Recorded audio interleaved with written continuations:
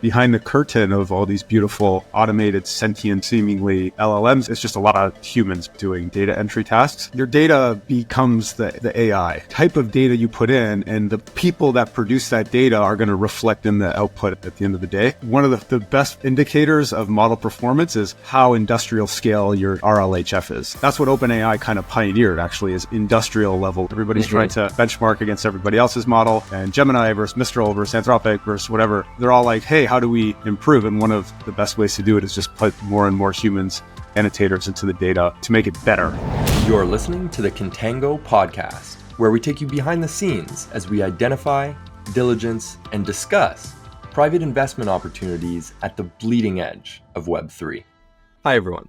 I'm excited to share with you my conversation with Trevor Koverko, Chief Operating Officer at Sapien. Sapien is building a mobile application that gamifies human feedback for AI training, also known as Human in the Loop, or RLHF. Human feedback for AI training is one of the fastest growing subsections of the AI market today, because it's so integral to improving the accuracy of these AI models. Sapien uses blockchain-based incentives to make AI annotation so easy that anyone can download the app, play the game, earn multipliers, and get paid for the training that they provide. Full disclosure, Contango is an investor in Sapien, and we're very excited about the potential of gamifying AI annotation in order to disrupt this multi-billion-dollar a year AI training market. With that in mind, here is my conversation with Trevor Koverko.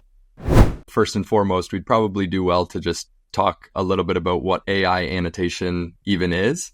And then maybe we can go a little bit deeper into what you're doing specifically at Sapien. It all started, I have a friend of mine, from Toronto, and he was going to Waterloo as a machine learning master's student. He's kind of like mentoring me on AI a little bit and learning the AI stack, just not even the Web3 intersection, just kind of like how data is produced for AI data sets, how it is kind of annotated and labeled, how it's produced, and then the compute stuff too, and the algorithms as well, like the whole kind of AI picture. And one thing kind of stood out to me that was surprising, which was just how often humans came up in that process. Like, I didn't know how integral humans are in 2024 in the production of AI, to the point where, like, behind the curtain of all these beautiful automated sentient seemingly LLMs and stuff, it's just a lot of humans behind the curtains doing data entry tasks.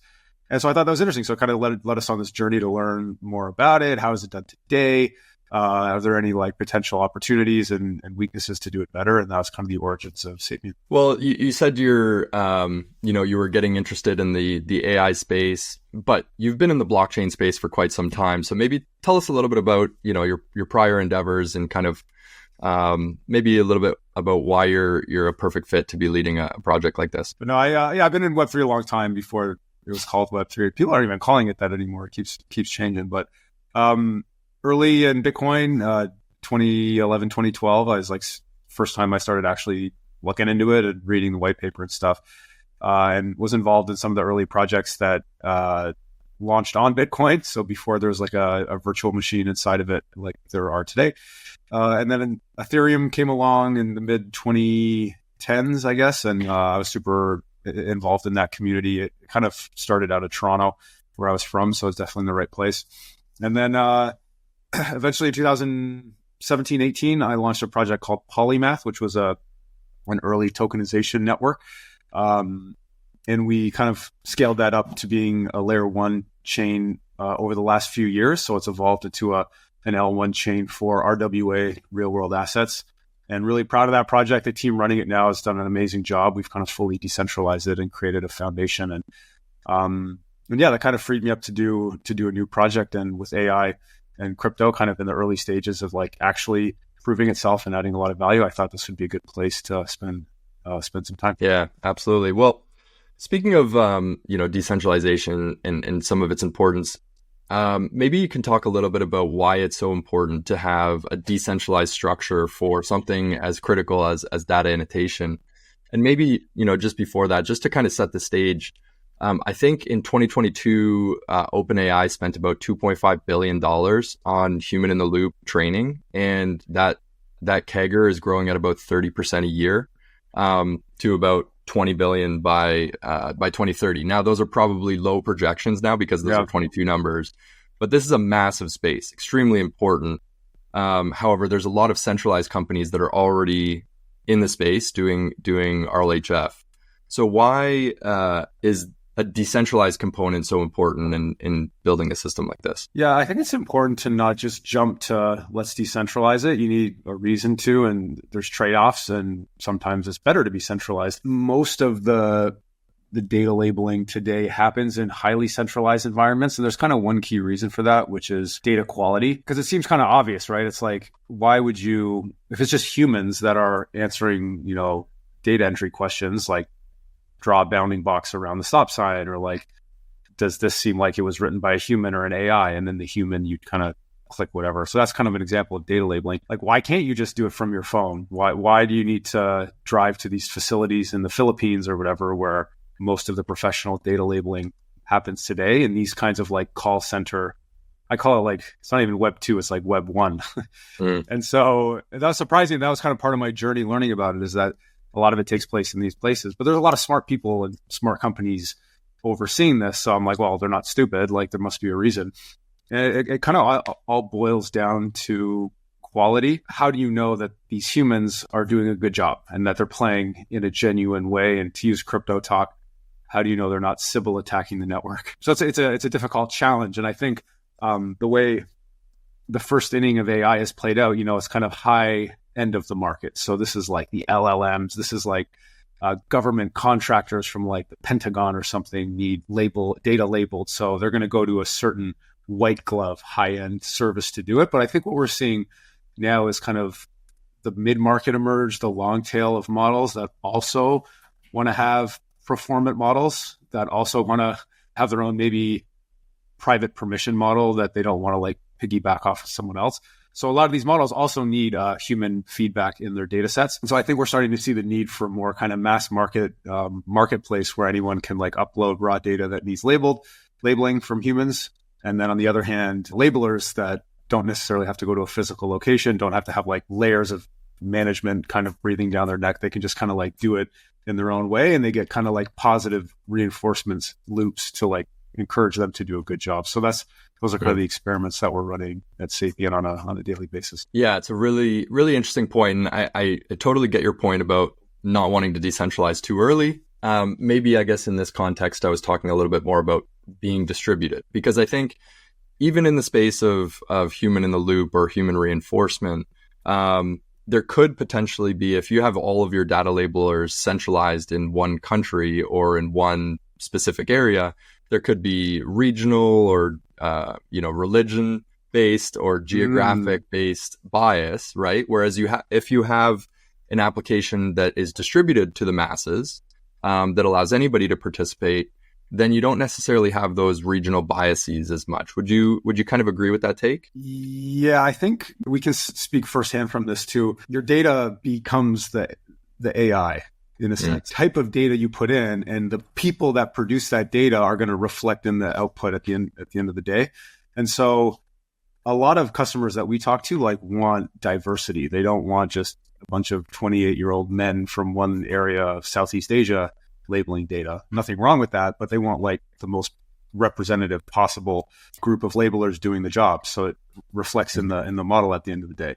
So there's kind of like that quality side and diversity side. And then there's just the performance side, because one of the best indicators of model performance is how industrial scale your RLHF is. Like, that's what OpenAI kind of pioneered, actually, is industrial level. Like, by that, I mean a shitload of humans, not just a working group inside Google and Meta, because they had LLMs early on too.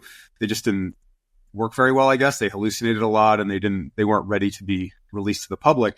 And then OpenAI comes in and says, "Oh yeah, I don't know these numbers for sure, but like something around 10 million a month. We're gonna pay for human feedback."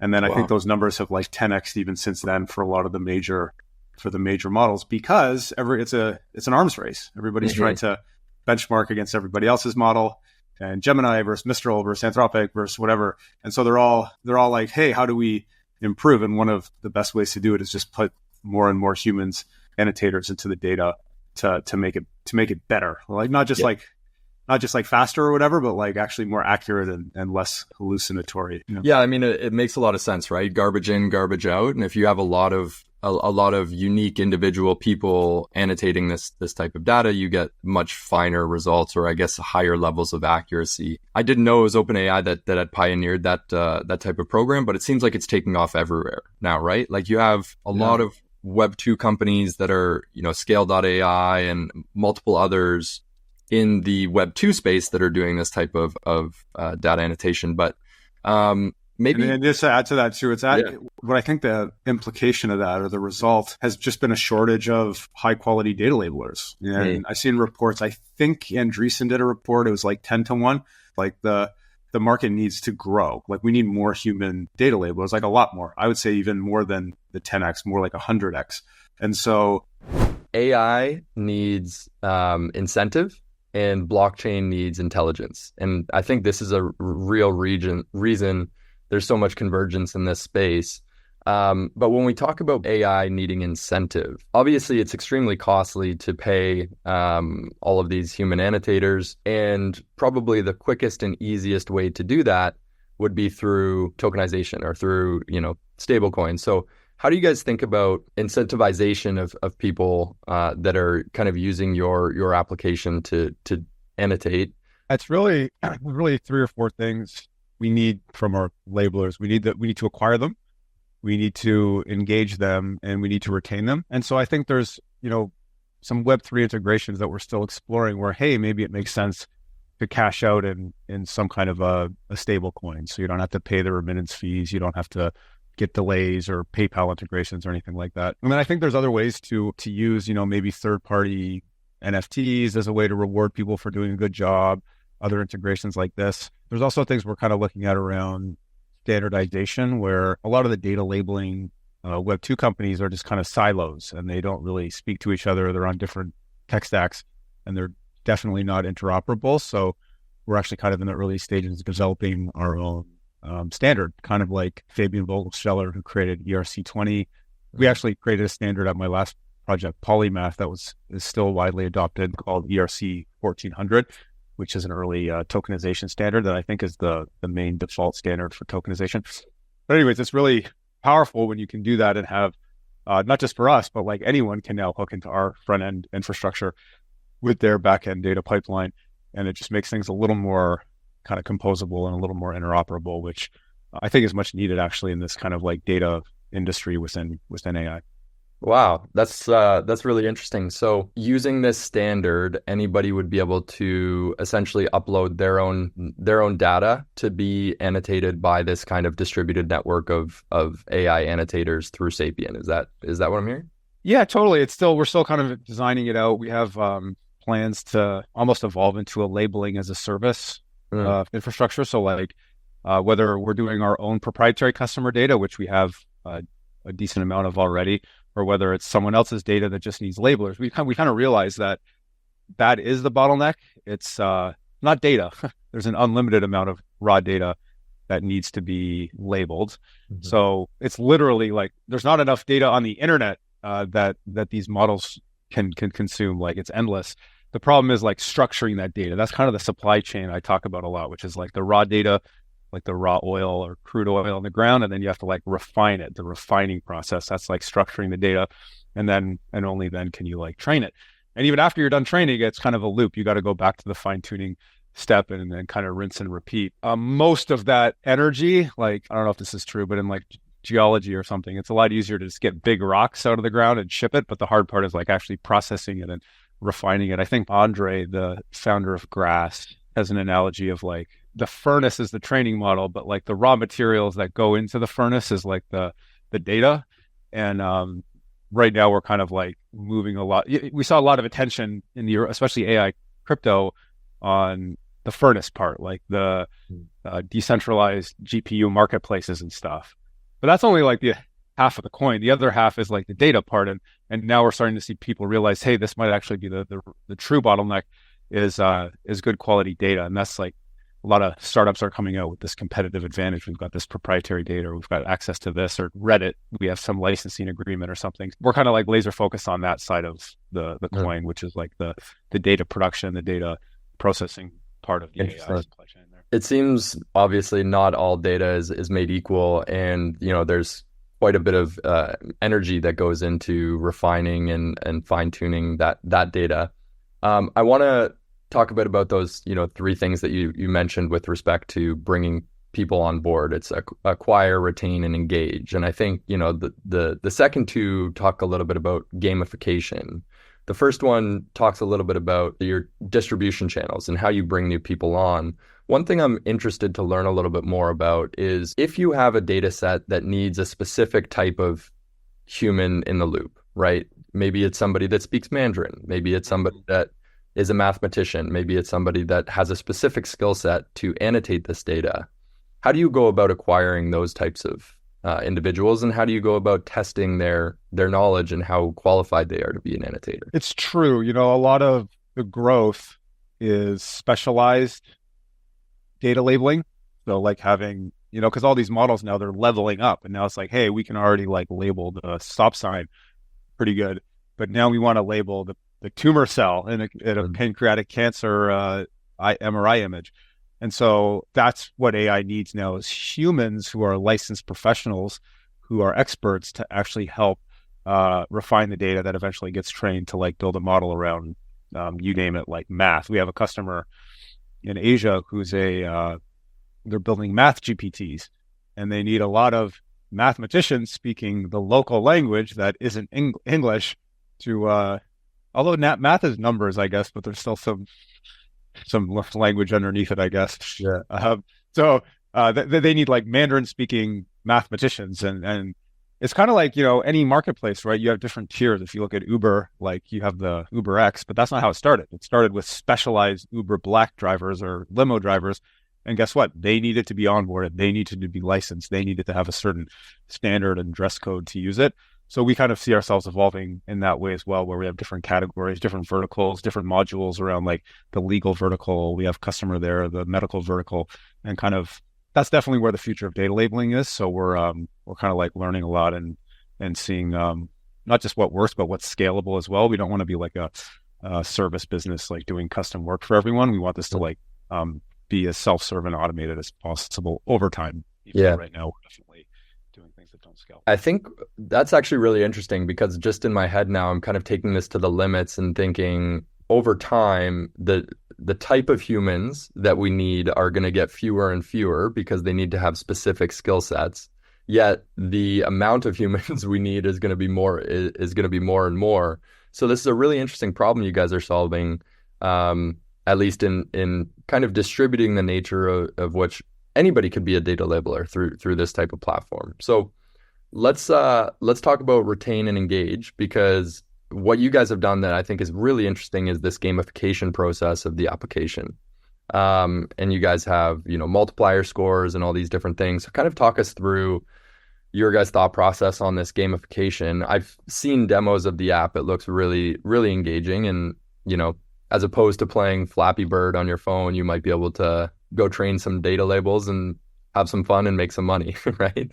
So talk a little bit about the need for that gamification and annotation. A lot of it came out of, I'm not an AI data labeling expert, so I had a lot of learning to do. And I think that was helpful too, because we kind of went in with like, let's look at things from a first principle standpoint. Like, what is the challenge with data labeling today? And one of the things that came to the top of the list is we were like talking to the guys who like created these data centers for a lot of these big data labeling companies.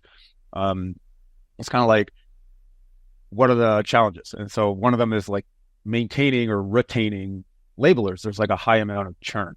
And it was kind of like a little bit of a commoditized thing where it's like, bring a mass market, bring in a lot, they churn out and then keep bringing in more. There's nothing wrong with that model, but we thought, hey, is there a more efficient way to do this? Especially when we move up market and we have more specialized people, we don't want them churning out. And so a lot of it is just around like, how can we just use like basic, even like Web 2 split testing and design to like keep people interested and engaged and like reward them for good work, both with visual rewards, but also like real rewards, where it's like you can actually like cash them out and make more money. And so we want to reward people who are doing a good job and who label efficiently and quickly and in a genuine way, and prove that they're human, because that's what our customers are paying us for, is for real humans. They could write their own bots to do it, but that's what they want. So yeah, a lot of it is around just like making it as fun and engaging as possible. So it's not like you're just filling out an Excel spreadsheet type thing all day and just kind of like your eyes glaze over. It's like more of an interactive thing where there's levels and there's badges and there's leaderboards and you can challenge your friends. We've really gone in that direction. At first, we didn't know if it would be kind of more of a gimmicky thing or whatever, but we've become almost a Web3 game. That's how I describe us. It's just kind of like, we want it to be, not the most exact example, but with Axie Infinity, I think they pioneered a lot of great things with play to earn, and there wasn't necessarily a sustainable like for-profit business bringing in demand into that network. So there were some tokenomic challenges here and there, but they're an amazing project. We learned a lot from them. And I think the real world play to earn stuff, where it's really work to earn using Web3, is like a really exciting area. I don't know if you want to call it DPIN or Web3 games, or kind of a combination of the two, but I'm really excited about that space just as an angel investor in general. But I think we're kind of squarely in that kind of area right now. Yeah, it seems really interesting. It seems so logical, right? If we use the Axie Infinity example, the game itself was not fun to play, but you had grinders that played, absurd, enormous amounts of hours because they knew there was financial reward on the back end of it. I think this is something very similar. The other thing that you guys have done that I think is really interesting is, added these kind of multipliers for accuracy of answers. And at the end of the day, what you guys are trying to build is the most accurate models you possibly can. And so by adding gamification into that accuracy portion, I think that's probably one of the best ways to attack, a problem like that. Yeah, and another thing that you mentioned that might not be obvious to folks new to the space is the feedback loop time, like the latency to when you actually know how well you're doing. So a lot of the existing agencies or whatever that do data labeling, it's more manual, and it takes multiple weeks to see how well you did, and you can actually get your pay retroactively, adjusted based on how accurately you played. So we're trying to like reduce that to zero almost, so you can know almost after every question how well, probabilistically, because we don't know for sure because it's technically pre-labeled data, but we can kind of guess and use some tools and techniques to guess how accurately you're playing, and we can show you a number that, like a coefficient that's showing you how well you're playing. And it's cool because A, you know how well you're doing, but B, I think more importantly, it actually translates into real rewards. It's kind of like if you got like your salary and then someone magically gave you a multiplier, like that'd be pretty cool. Although it does go both ways. So you could also be below 1. If 1 is the coefficient, you're doing average, but you can go to like 0.7 or 0, and then you can like spam and cheat all you want, but the 0 just means you're like clearly trying to double attack the network. So we're experimenting with a lot of these kinds of things because that's kind of the thesis we started with. That's still, I would say, unproven, which is, can we maintain or even exceed quality to what exists today in a distributed model? Like we could raise a crap load of money and build an even stricter, centralized, top-down facility in Asia somewhere and like be slightly more accurate than anyone, maybe. But we're trying to like flip the architecture so it's like truly distributed from the beginning. And then like we talk kind of half jokingly about our own data labeling trilemma, like the Ethereum, security and scalability, decentralization. Yeah. Or, we kind of have one too. It's like the customer has to pay less, the labeler has to make more, while quality improves. Mm-hmm. And that's the hard one. It's like 2 of the 3 is possible, but 3 of the 3 is hard. And so that's what we're kind of obsessed with. That's why we're like even though we're kind of technically an application, we're very an infrastructure engineering focused kind of core team that's thinking about how to build this out. Yeah. So high accuracy, low cost, high revenue. For the labeler, yeah. So for the labeler. So think of like Uber, right? Like the driver makes more than a taxi cab driver. Right. The customer pays less at the same time. That's what you want, right? It's like a double win. And then the third one for Uber would be, and it's safer and it's more convenient, like whatever. Ours is quality of, I guess you could say quality too, right? Uber quality is better. Yeah. And for us, quality is hopefully going to be better. Yeah. Utmost importance. Yeah. That's a really interesting one. Well, I know it's an incredibly fast growing space and you guys are sitting right at this kind of intersection of blockchain and AI. We at Contango, most of what we do is invest in blockchain and AI. And we kind of have this thesis that, and I'd love to hear your thoughts on this, that most of the value in this whole AI blockchain revolution is going to accrue to the application layer. Because it looks very likely that compute will be commoditized, a lot of inference will be commoditized, a lot of the rest. So it looks like the base layers of infrastructure, for the most part, are becoming commoditized, but it's those that can build, one, the applications that can stand the test of time, two, that have the distribution channels to bring in new users and new real world, use case, that I think will be the ones that end up winning out from a revenue perspective. So how do you think about that? I'm not the world expert on infra versus application, but I observe, right? And you see, at first I was like, it's infrastructure first. You need the pipes and the railroads, and then there's the houses, the apps you can do. But you need the infra first, and that's true. It's like that with the internet. Like you needed Cisco and the fiber and the broadband before you had Uber or Netflix might be a better example. Because you can't have like streaming movies on what was the early versions of Wi-Fi? Like you need it fast internet, fiber. So same with crypto, right? Like the best, what's a base layer Web3? It's like mining. That's kind of the down to the wood. You need to secure the network before you can have anything on top of it. And then we're kind of moving into different layers of infrastructure with L1s and L2s and bridges and tooling and stuff like that. But I think it's more cyclical, and then you can have your apps. Like we don't really have a lot yet to this day in crypto, but we're gonna infra's not the bottleneck, right? Mm-hmm. So it's kind of like I remember the first time this came on my mind when CryptoKitties came out. And it's like, oh crap, that's an app, and it's congested. So it's kind of like a cycle. So now it's like the CryptoKitties comes, oh crap, there's not enough throughput. And now all the VC money goes to like scaling. And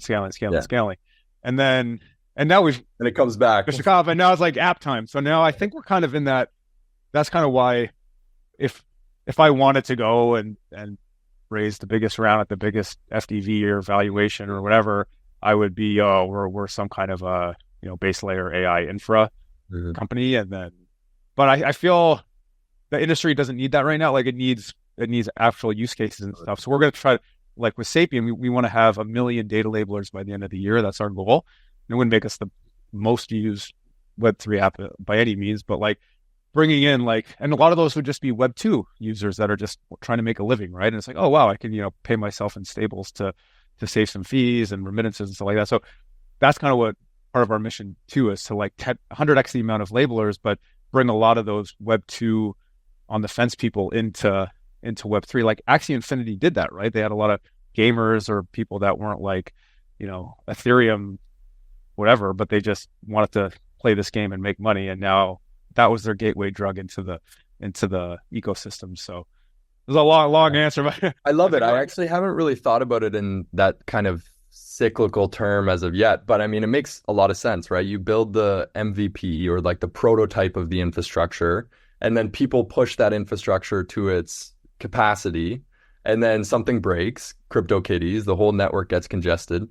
Then you have to go back to square one and think about, okay, how do we scale the infrastructure? Exactly. Look at even the internet. It was like, okay, infra in the 90s, and then the applications have dominated since. But then again, it's like, well, what about in 2024? You're seeing a lot more money into data centers, and we need more chips, and we need more compute. So now we might be moving back a bit to more and more infra for this AI kind of revolution we're going through now. So very cool. Yeah, that's I love that take.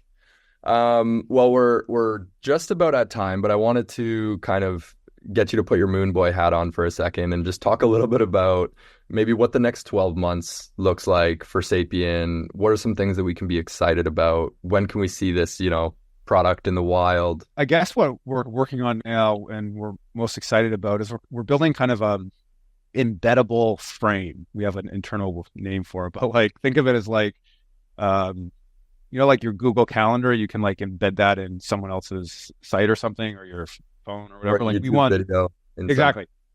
So we want that, but for the Sapien labeling game. So you can like, no matter where you are on Telegram, great. We'll have a compressible game for you there in the future, hopefully.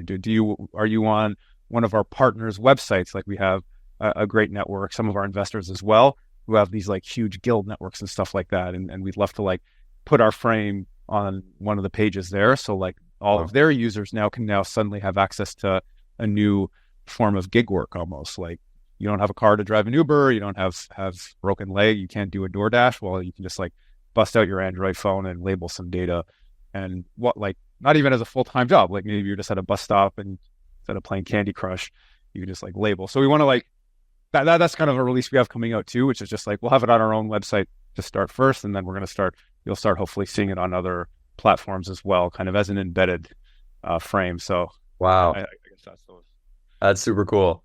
Well, democratize, distribute human annotation, democratize, distribute the Sapien frame. I think that's an incredible place to land off. Trevor, it was an absolute pleasure chatting with you, man. Thanks so much for coming on. Thanks, Mike. Let's do it again soon. Appreciate it. All right, one final disclosure from our legal department. None of the companies featured on this show are paid promotions. This podcast is simply an extension of our diligence process here at Contango. That said, we may eventually invest in some of the projects we cover. Nothing in this show should be considered investment advice. Crypto is risky. Always do your own research and never invest more than you can afford to lose. That's our show. If you like the content, please like and subscribe on whatever podcast platform you use. And don't let the alpha stop now. If you're a crypto investor, researcher, developer, or founder, we would love to meet you. You can apply to our free private alpha group where we host discussions, share opportunities, and connect some of the brightest minds in crypto. You can find more information on our website at contango.digital. Until next time, keep your ears down and alpha up.